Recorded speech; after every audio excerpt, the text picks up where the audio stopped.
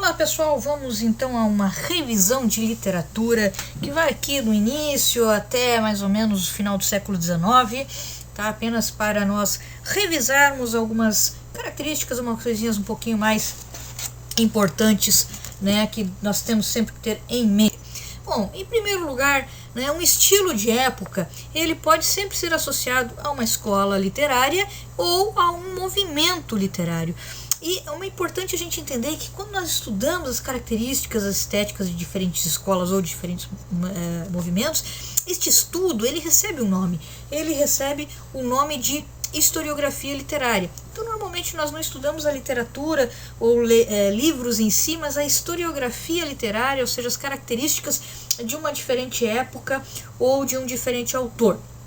Agora, ao estudarmos esses diferentes estilos de época, esses movimentos literários, enfim, nós vamos perceber que alguns temas, alguns recursos de autores vão se repetindo com o tempo, certo? Então nós vamos perceber que esses temas eles são retomados, eles têm uma recorrência ocasional ou até constante. E isso, a essa retomada, a essa recorrência de temas, nós chamamos de tradição. Um exemplo é o índio. Na literatura brasileira, que lá para os românticos, por exemplo, ele tinha uma visão mais idealizada, enquanto que depois, lá para o século XX, nós vamos ter uma visão mais realista desse mesmo tema. E assim então que vai funcionar esta tradição, né?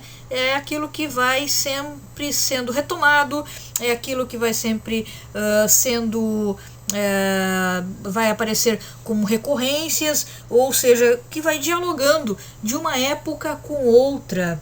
Tá? Então nós vamos ter aí exemplos, né, do romantismo dialogando com a Idade Média, da atualidade dialogando com o romantismo e assim por diante. A isso nós chamamos de tradição literária.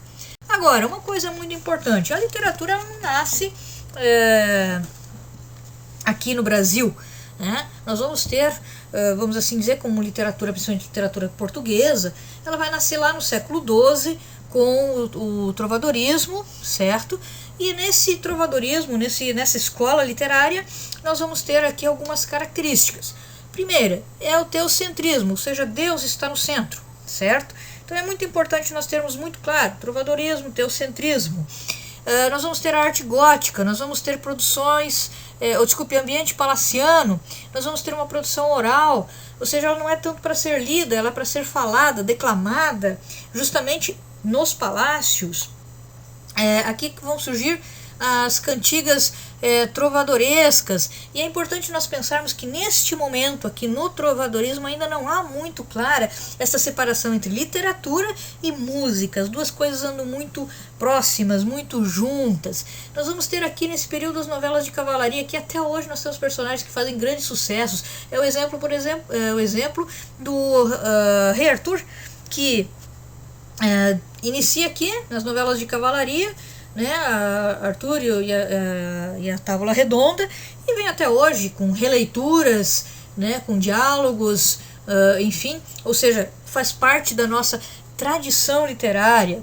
E nós vamos ter também as hagiografias, ou seja, as histórias, as biografias dos santos. Os principais autores nesse período: Arnaud Daniel, Bernard de Ventadorn e Chrétien de Troyes.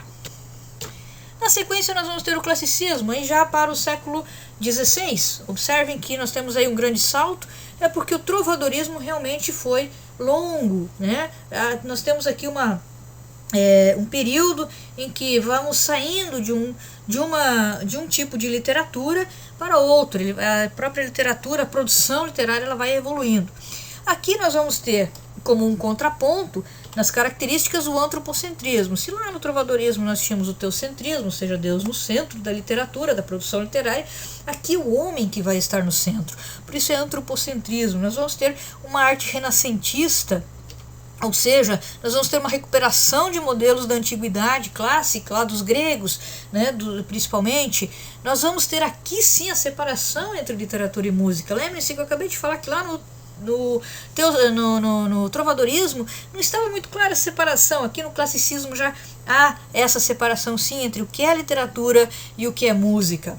Principais autores: Miguel de Cervantes com seu Dom Quixote, famosíssimo. Se você não leu, sugiro que você leia, porque é um dos clássicos maravilhosos da literatura. Ele vai fazer justamente um contraponto com as novelas de cavalaria tão caras e tão importantes para o trovadorismo. Nós vamos ter William Shakespeare com seu Romeu e Julieta, outra coisa que vive, que está clara na tradição, né? Nós podemos até não ter sempre as personagens com este nome, mas a história de Romeu e Julieta está no nosso imaginário, ela está muito clara na nossa mente. E nós vamos ter Luís de Camões, o grande autor português, com seu Lusíadas, extremamente importante até hoje para a nossa literatura portuguesa e brasileira.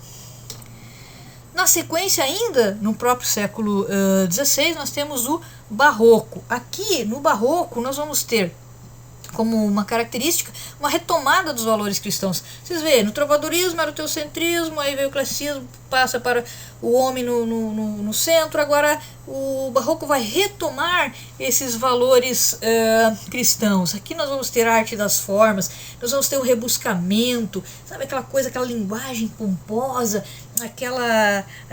as formas pomposas, enfim. Nós vamos ter o cultismo, o conceptismo. É importante nós olharmos esses conceitos. Autores principais: John Donne, Quevedo e o nosso querido Padre Antônio Vieira, com seus sermões tão críticos, tão importantes desse período aqui na literatura brasileira. Na sequência nós temos o neoclassicismo, século XVIII. Nesse neoclassicismo nós vamos ter como características aqui o iluminismo, né, que vem nesse período um equilíbrio entre razão e sentimento, tá? Que antes era muito cultismo, muito conceptismo. Aqui nós vamos ter um pouco mais de equilíbrio. A arte aqui é vista como uma imitação da natureza e temos aqui uma simplicidade formal. Se antes nós tínhamos lá um rebuscamento, aqui não, aqui é a simplicidade, é quem manda. Os autores principais: Voltaire, Molière, Jonathan Swift, Cláudio Manuel da Costa e Tomás Antônio Gonzaga aqui no Brasil, e Silva Alvarenga. E aí sim, chegamos à grande escola literária brasileira, o romantismo. Claro, o romantismo não nasceu no Brasil, ele nasce na Alemanha, lá com Goethe, mas ele chega ao Brasil e aqui ele toma uma grande forma, tá? Então aqui, quais as características? A característica do romantismo é emoção, é subjetivismo, ou seja, o que eu sinto que vale, é o eu, é o nacionalismo exacerbado: eu sou brasileiro, eu amo meu país, né? É a evocação da Idade Média, ou seja, aqui eu vou retomar os valores da Idade Média, eu vou retomar aqueles conceitos que existiam lá na Idade Média, como se a Idade Média fosse uma época de ouro, uma época maravilhosa em que não tinha problemas, né? A idealização amorosa, a pessoa por quem eu sou apaixonado é a melhor, é a mais bela, enfim, né? Aquela idealização.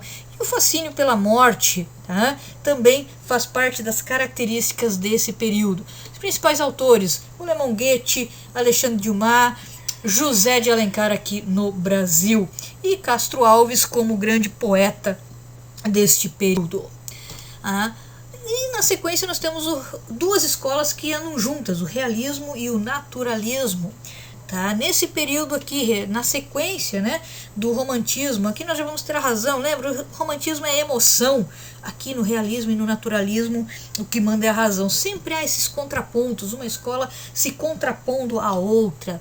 Nós vamos ter a objetividade, nós vamos ter o cientificismo. O que é importante é aquilo que é científico. Se a ciência fala, então está falado. Aqui nós vamos ter denúncia de corrupção social. Isso aqui é muito caro para esse período do realismo e do naturalismo. Principais autores: Dostoiévski, Leon Tolstói e no Brasil o grande Machado de Assis, que é conhecido mundialmente, é o maior, talvez, autor brasileiro, né? O mais conhecido dos autores brasileiros aqui no exterior, certo? Muito bem, pessoal. E aí nós temos na sequência, também no século XIX, mas mais na poesia, o simbolismo. Aqui sim, ele vai se contrapor justamente ao realismo e ao naturalismo, né? Ele vai ser subjetivista. né? Ele vai ter um fascínio pela morte e pelo sonho, que é importante, por isso que é simbolismo. Os símbolos estão muito fortes para esta escola literária. Valorização das sensações. Principais autores: Baudelaire, Rimbaud e Cruz e Souza, aqui no nosso querido país Brasil. Muito bem, a partir daqui então, bons estudos para vocês. Próximos vídeos aí vamos tratar um pouquinho mais das questões do pré-modernismo, modernismo, enfim, próximas escolas literárias aqui já contemporâneas. Bons estudos para todos!